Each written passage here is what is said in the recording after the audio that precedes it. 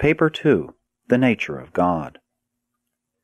Inasmuch as man's highest possible concept of God is embraced within the human idea and ideal of a primal and infinite personality, it is permissible and may prove helpful to study certain characteristics of the divine nature which constitute the character of deity.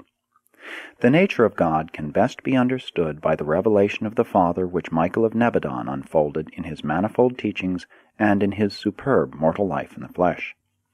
The divine nature can also be better understood by man if he regards himself as a child of God and looks up to the Paradise Creator as a true spiritual Father.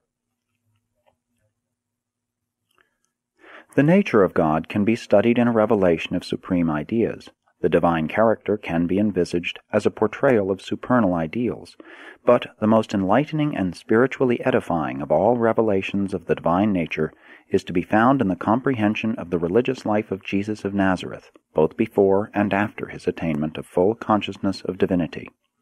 If the incarnated life of Michael is taken as the background of the revelation of God to man, we may attempt to put in human word symbols certain ideas and ideals concerning the divine nature which may possibly contribute to a further illumination and unification of the human concept of the nature and the character of the personality of the Universal Father.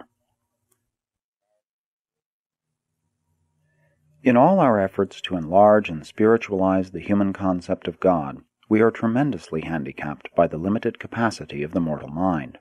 We are also seriously handicapped in the execution of our assignment by the limitations of language and by the poverty of material which can be utilized for purposes of illustration or comparison in our efforts to portray divine values and to present spiritual meanings to the finite mortal mind of man.